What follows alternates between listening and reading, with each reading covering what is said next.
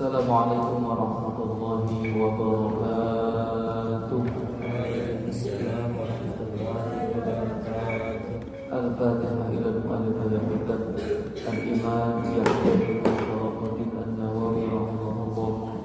Lahul Fatihah.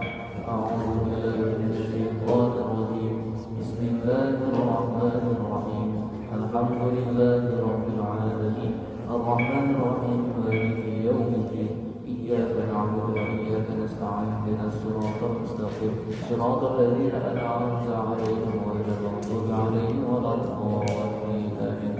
Bismillahirrahmanirrahim. Rabbi shrah li sadri wa yassir li amri wahlul 'uqdatam min lisani yafqahu qawli. Rabbi zidna 'ilma warzuqna fahma. Amin ya rabbal alamin. Kita lanjutkan hadis yang selanjutnya. Qala al-musannif rahimahullahu ta'ala wa nafa'ana bi'ulumihi wa 'ulumi masyayikh ila ad-darain amin. Al-hadisul khamis, halaman ke-12. Ya, sudah. Halaman ke-12 sama kan kita sama.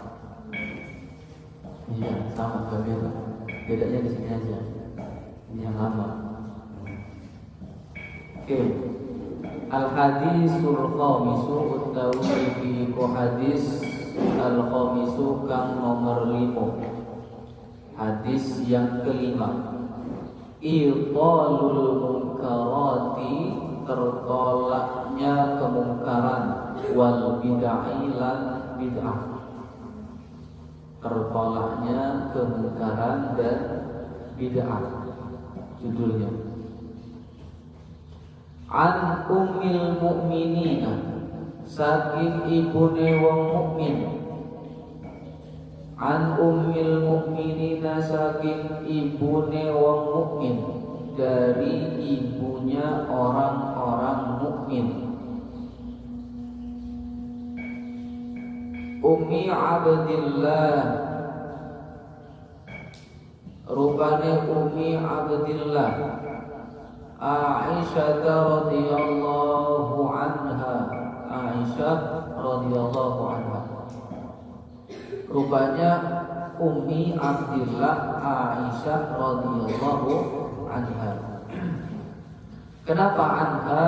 Karena Aisyah itu perempuan, maka pakai anha. Kalau satu laki-laki anhu, kalau dua laki-laki sahabat anhuma. Kalau satu perempuan, ya, sahabat atau istri Nabi, itu anha.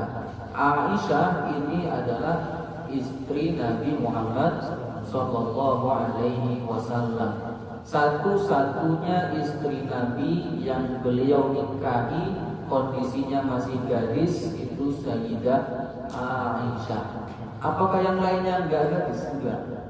Ya kan, kalian tahu Sayyidah Khadijah sudah janda kaya raya. Sayyidah Khadijah radhiyallahu anha, istri pertama Nabi Muhammad sallallahu alaihi wasallam, beliau dinikahi umur 40 tahun, Nabi Muhammad umur 25 tahun. Jadi enggak masalah, ya. Perempuan lebih tua daripada laki-laki itu enggak masalah. Ya, enggak harus kok perempuannya itu harus lebih muda daripada suaminya, enggak harus. Kalau mau mengikut sunnah Nabi ya itu, ya, Rasul itu istri pertamanya malah umurnya lebih tua dari Nabi Muhammad sallallahu alaihi wasallam. Sayyidah Aisyah ini anaknya Abu Bakar. Anaknya Abu Bakar radhiyallahu anhu. Beliau dinikahi oleh Nabi sallallahu alaihi wasallam itu belum haid, belum dewasa. Jadi ya kira-kira umurnya 9 tahunan. Umur Sayyidah Aisyah itu dinikahi sama Rasul umur 9 tahun, belum haid. Itu dinikahi sama Rasulullah sallallahu alaihi wasallam. Dan satu-satunya istri beliau yang beliau nikahi kondisinya masih gadis, ya. Belum dinikahi oleh orang lain. Kebanyakan kan ada yang suaminya ikut perang terus mati syahid dalam peperangan, akhirnya istrinya dinikahi oleh Rasulullah Shallallahu Alaihi Wasallam. Ada juga yang tawanan perang. Contohnya Sofia, Sayyidah Sofia itu tawanan perang. Ya, ini mungkin gara-gara Sofia juga orang-orang Yahudi punya dendam kepada umat mukmin. Tahu ceritanya Sofia? Sofia itu ratu, anak apa ya? Beliau itu dinikahi sama seorang anak raja. Ya, jadi ratu kan? Ratu. Suaminya diangkat menjadi raja. Ya. Terus nikah sama Sofia. Belum apa-apa perang sama umat muslim, suaminya mati di medan perang. Sofia ditawan. Akhirnya sahabat kan berebut, ini untuk saya karena ratu cantik banget luar biasa. Akhirnya untuk menjaga kehormatan beliau, karena beliau seorang ratu, maka dinikahi sama Nabi Muhammad SAW. Mungkin ini salah satu orang Yahudi dendam ke umat muslim itu ratunya. Itu kan ratu orang Yahudi, Sofia itu. Ya, suaminya itu kan rajanya orang Yahudi, kalah sama Islam. Akhirnya Sofia ditawan, dinikahi Rasul, malah dendam kesumat sama orang Islam. Iya, Yahudi itu punya dendamnya salah satunya itu, karena Sofia diambil oleh Nabi Muhammad SAW, orang Islam. Makanya sampai sekarang Yahudi itu kayak begitu.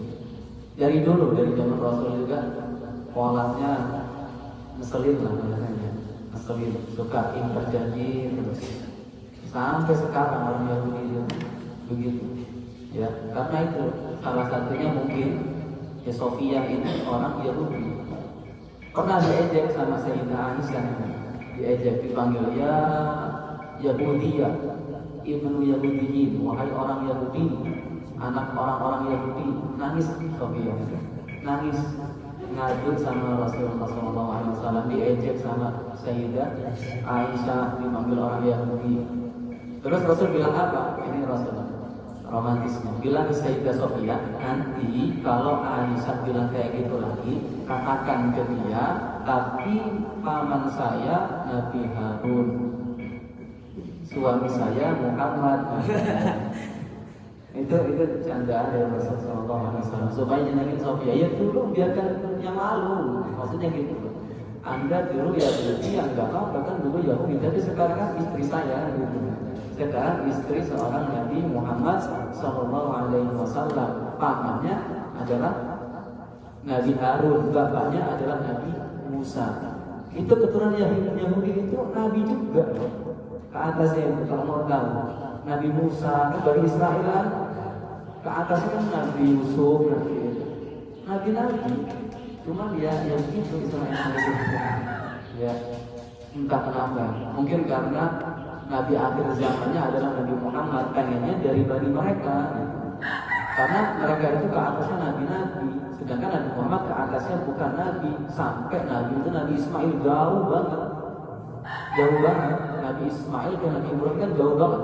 Dari Nabi Muhammad ke Nabi Ismail, coba 25 nabi diurut-urut dari Nabi Ismail sampai Nabi Muhammad, berapa nabi terlewati dari jalur yang Israel, ya, dari jalur Israel. Nah itu mungkin dari situ, karena satu Sofia diambil Islam, kedua kok Nabi ada zamannya bukan dari golongan mereka. Ya, surat Al-Bayyinah kan itu bukan dari golongan mereka.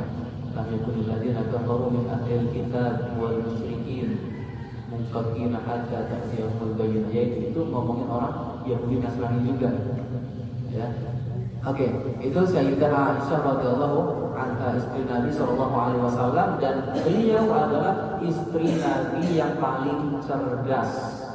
Beliau ini istri Nabi yang paling cerdas. Banyak ribuan hadis yang disampaikan oleh Sayyidah Aisyah radhiyallahu anha. Bahkan beliau juga bisa mengkritik sebuah hadis. Ini nggak benar hadisnya. Rasul nggak pernah ngomong kayak gitu. Langsung kalau ada hadis nggak benar dikomen sama beliau, Sayyidah Aisyah radhiyallahu anha. Akhirnya muncullah sebuah ilmu yang dipelopori Sayyidah Aisyah. Karena Sayyidah itu cerdas di bidang itu juga, muncul namanya ilmu kritik hadis. Jadi kalau kalian kuliah jurusan hadis, belajar naqdul hadis, kritik hadis. Jadi hadis juga bisa dikritik. Dikritik dari mananya? Kualitasnya apa? Sahih, apa hasan, atau dhaif, atau malah palsu. Ya kalau palsu kan kita nggak boleh terima. Itu tentang kritik hadis. Atau dari siapa yang membawa hadis ini? Ya, yang membawa hadis ini siapa? Kuat enggak orang ini hafalannya? Apakah orang ini sering bermaksiat? Kalau yang membawa sering bermaksiat berarti hadisnya lemah dan semacam-macamnya itu semua muncul gara-gara Sayyidah Aisyah radhiyallahu anha, karena beliau ini orang yang cerdas. Jadi yang perempuan jangan kok minder. Banyak ulama yang perempuan, salah satunya istri Nabi ini perempuan dan beliau cerdas luar biasa. Ya, jadi kalau perempuan mau mengikuti Sayyidah Aisyah ya sangat keren, ya keren, bagus. Kalau kalian mau mengikuti Sayyidah Aisyah menjadi orang yang cerdas, orang yang alim, apakah perempuan nggak boleh jadi ulama? Itu boleh. Banyak ulama yang beliau itu perempuan. Al-Azhar Kairo di Mesir itu awalnya didirikan oleh perempuan juga. Ya, kampus itu awal mulanya kampus malahan sedunia ini yang mempelopori adalah seorang ulama wanita. Lupa sih namanya. Ada. Kalau saya cari itu kampus perguruan tinggi pertama itu didirikan oleh seorang ulama wanita. Jadi jangan minder, perempuan untuk bisa jadi orang alim itu sangat bisa, ya. Kemudian qalat dawuh safa Aisyah radhiyallahu anha. Qalat dawuh safa Aisyah radhiyallahu anha. Qala Rasulullah sallallahu alaihi wasallam dawuh safa Rasulullah sallallahu alaihi wasallam man ahdasa utawi sapa wong iku ngenakake sapa man fi amrina ing dalem agama kita, fi amrina hadza ing dalem agama kita, ma laisa ing barang kang ora ana apa man, ma laisa ing barang kang ora ana apa man, minhu setengah saking amrina, minhu setengah saking amrina, bahwa raddun mongko utawi ma iku raddun ditolak. Man ahdasa, siapa yang membuat hal baru, siapa yang membuat hal baru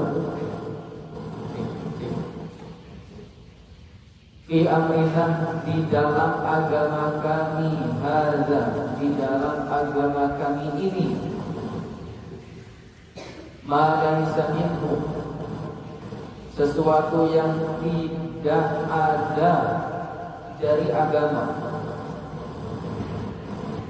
sesuatu yang tidak ada dari agama, bahwa raddun maka hal itu tertolak, maka hal itu tertolak.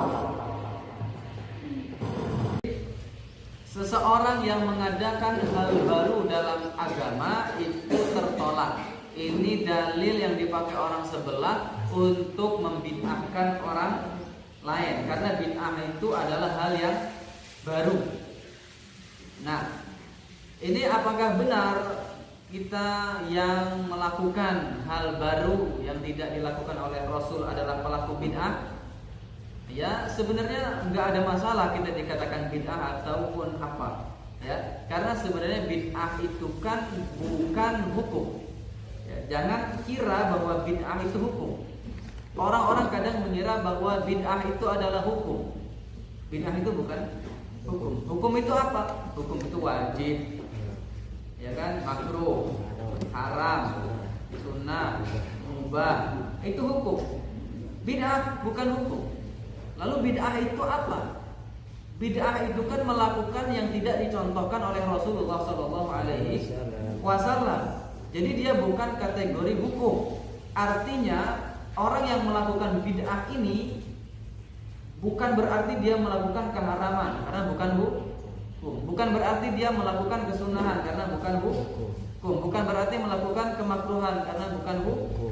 Jadi bid'ah ini apa? Bid'ah ini adalah tadi ya, sesuatu yang tidak dilakukan oleh Nabi Shallallahu Alaihi Wasallam. Jadi bid'ah ini bisa ke dalam perilaku haram, bid'ah ini bisa kategori perilaku sunnah, ya. Bid'ah ini bisa masuk kategori wajib, bid'ah ini bisa masuk kategori mubah, bid'ah ini bisa masuk kategori makruh. Jadi bid'ah itu bisa masuk ke semua aspek hukum tadi sesuai dengan apa yang dilakukan. Pak Ojok, nanti nggak paham terus sampai bid'ahin rahmat ya. Jadi bid'ah itu bukan hukum. Bid'ah itu tadi memang tidak dilakukan oleh Rasulullah Shallallahu Alaihi Wasallam. Berarti apa? Bid'ah boleh berarti haram. Ya, bid'ah bisa menjadi haram kalau perbuatannya haram. Bid'ah bisa berarti sunnah kalau perbuatannya itu sunnah. Ya, bid'ah bisa berarti makruh kalau perbuatannya makruh. Bid'ah bisa berarti mubah kalau perbuatannya mubah. Ya. Nah, yang haram di sini adalah mengada-ada hal baru dalam agama, dalam syariat agama. Ini baru nggak boleh. Ini baru bid'ahnya masuk yang dolalah lah, yang sesat, yang haram.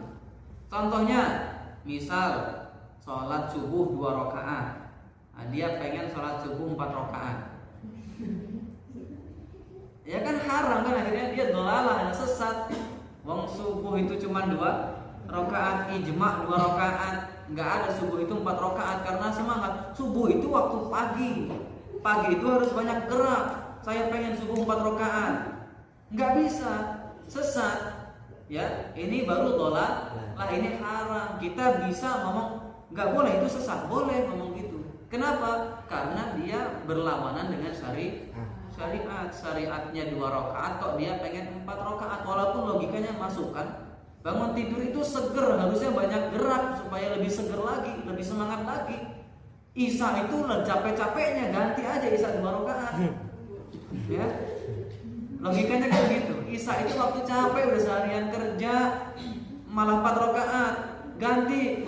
Ini secara logika nggak masuk. Harusnya subuh 4 rakaat karena masih seger. Isya yang 4 rakaat jadi 2 rakaat karena waktunya sudah capek. Secara logika kan begitu. Tapi kan ini berlawanan dengan syariat, maka ini dhalalah, ini sesat, ini nggak benar. Ini baru dia masuk kategori ini, amalan dia ditolak, ya, karena sudah melawan syariat, nggak boleh. Ada juga yang lain, misalnya mencampurkan yang baik dengan yang buruk. Saya pengen ibadah tapi dengan joget gebor. Dia alasan gitu misalnya, joget-jogetan erotis, kemudian ngomongnya ini cara saya untuk mendekatkan diri kepada Allah. Nah ini kan aneh. Apakah Rasul dulu ibadahnya dengan joget-jogetan kayak begitu? Joget-jogetan yang erotis, bahasa sekarang apa erotis itu? Yang keterlaluan lah ya, apa erotis? Kan orang sekarang Gen Z ini kan, harus sampai Gen apa? Gen Z lah. Kalau saya kan Gen apa ya? Alpha. Sampai Gen Z, harus tahu erotis itu. Joget erotis.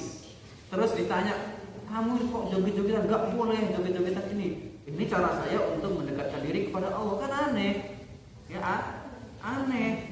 Ini hal baru, tapi nggak bisa dong dengan joget-jogetan erotis kemudian dengan dalil mendekatkan diri kepada Allah. Nggak boleh. Ya ibadah nggak boleh seperti itu. Ibadah itu ada caranya, ada tata caranya yang baik. Ya, ini nggak boleh. Kemudian ada nggak yang sunnah? Ada, ya, yang nggak dilakukan sama Nabi, kemudian dilakukan sama kita. Contoh sholat tarawih, ya, sholat tarawih dilakukan sama Nabi enggak? Enggak. Kok bisa? Terus kita sholat tarawih ikut siapa?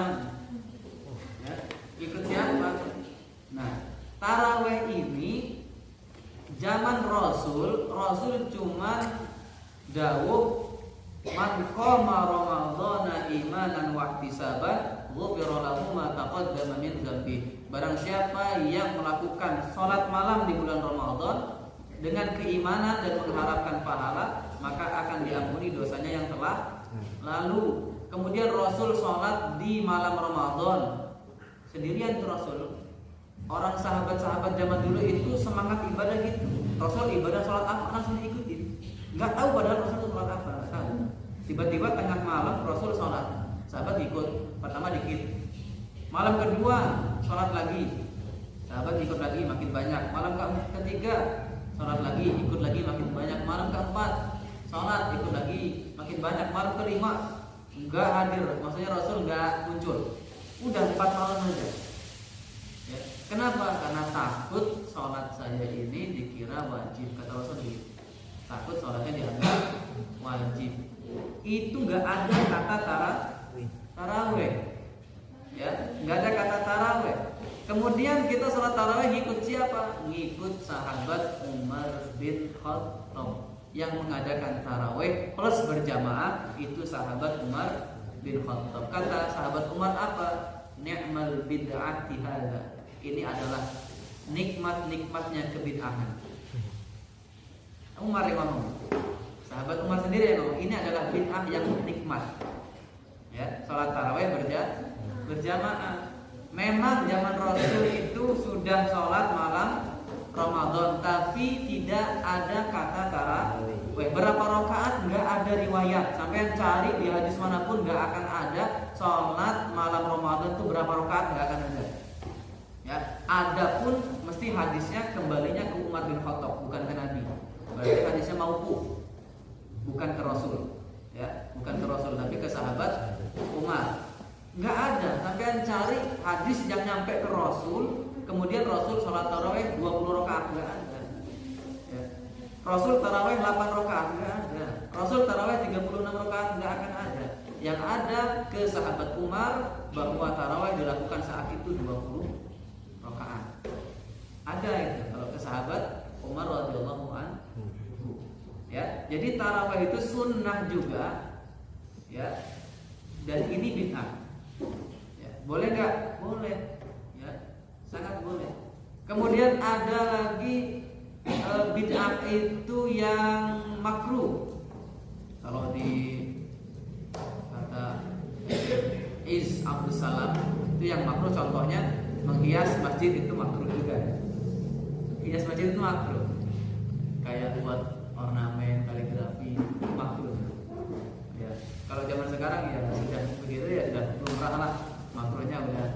Yang penting khusyuk. Kenapa makruh? Karena menghilangkan kekhusyuan. Apalagi kaligrafinya di bawah sambil gitu baca-baca. Kalau di atas masih mending gitu. Kalau di bawah itu sambil dibaca sama dia. Orang sarung aja dibaca ke wadimor. Jadi bisa makruh juga gitu. Makanya sekarang logonya di depan, logo sarung di depan tuh. Karena dibacain. Kadang-kadang dibaca ya, di belakang ini. Forum komunikasi. Dibacain. Nah, itu bisa jadi makruh karena menghilangkan fokus orang sholat. Ya. Ada yang mubah, ya ada juga yang mubah. Ya. Hal-hal yang mubah lah banyak lah ya. Kayak makan pakai piring, makan pakai sendok. Rasul itu nggak makan pakai sendok. Ya, itu kan mubah. Itu ya. Jadi bid'ah itu bukanlah sebuah hukum. Kalian harus ngerti bahwa bid'ah itu bukan sebuah hukum. Dikatakan kita melakukan bid'ah juga ya monggo kerso, tidak masalah. Orang bid'ah itu bukan hukum. Hukum itu haram, wajib, sunnah, ya, dan lain-lain itu baru hukum. Nah, kemudian ada yang membagi bid'ah itu ke dhalalah dan hasanah. Kayak tadi dhalalah itu yang merubah-rubah syariat, ya. Sholat subuh jadi 4 rakaat, padahal nambah kan, niatnya bagus nambah, tapi ini nggak boleh, nggak boleh. Kalau bid'ah yang hasanah, ya misalnya penerbitan Al-Quran yang mushaf, itu bid'ah itu. Al-Quran dicetak dalam mushaf itu bid'ah, zaman Rasul nggak ada. Zaman Rasul itu Al-Quran disampaikan, dihafal, ditulis, ada yang nulis di tembikar, ada yang nulis di pelepah kurma, ya kan? Enggak dalam satu mushaf. Kebanyakan orang itu mendengarkan Al-Quran dari Rasul langsung dihafal, ya, langsung dihafal. Banyak yang model begitu. Ada juga yang menulis. Akhirnya sahabat Abu Bakar mengumpulkannya jadi satu. Yang di pelepah kurma, yang di tembikar itu tanah yang dibakar gitu, sudah ditulis nanti. Dikumpulkan jadi satu. Kemudian pada saat zaman Utsman bin Affan ditulis dalam kitab, jadi mushaf Al-Quran. Jadi kalau nggak salah 7 ini disebar ke seluruh dunia. Ya, 7 ini disebar. Nah, dari 7 inilah kemudian nanti akan ada mushaf-mushaf yang sampai sekarang ini ada dicetak, ya. Dulu itu ditulis tangan, yang 7 itu ditulis tangan sama Zaid bin Sabit, ditulis tangan. 7 Al-Quran. Sampai tulis Al-Quran aja udah kelengar. 7 itu ditulis. Sedangkan dulu itu nggak kayak sekarang, ada pulpen. Dulu kan tinta celup. Anak yang keselnya kan celup habis, celup lagi. Kemudian begitu. Dan tulisan pasti gede-gede. Quran zaman dulu mungkin lembarannya gede-gede. Ya. Nah, itu Quran zaman dulu. Itu sunnah juga. Itu hasanah, ya, bid'ah yang baik. Kemudian Rawahul Bukhari wa Muslim. Rawahu nyeritaake ing hadis sapa Al-Bukhari, Imam Bukhari, wa Muslimun lan Imam Muslim. Diriwayatkan oleh Imam Bukhari dan Imam Muslim. Wa fi riwayatin lan ing dalam siji riwayate di Muslimin kadue Imam Muslim. Wa fi riwayatin lan ing dalam siji riwayat di Muslimin kedua Imam Muslim. Satu riwayat dari Imam Muslim, man amila utawi sapa wong, amila iku ngelakoni sapa man amila siapa yang melakukan amalan ing amal, yang melakukan amal laisa kang ora ono, yang tidak ada alaihi iku ing atase amal, alaihi iku ing atase amal, yang tidak ada di dalam amal itu apa amruna agama ingsun, yang tidak ada di amal itu amruna agama kita, fahuwa raddun, mongko utawi amal iku raddun ditolak, maka amalan itu ditolak, ya. Nah, ini pembahasan tentang tadi sama aja. Ini cuma riwayat yang berbeda. Artinya kalau kita mengada-ada dalam ibadah, maka ini nggak boleh, ya. Mengada-ada dalam ibadah, membuat hal baru dalam ibadah, ini nggak boleh. Tapi kalau kita mengada-ada hal baru yang bukan ibadah, ini boleh, ya. Misalnya eksperimen kedokteran, itu kan zaman Rasul nggak ada.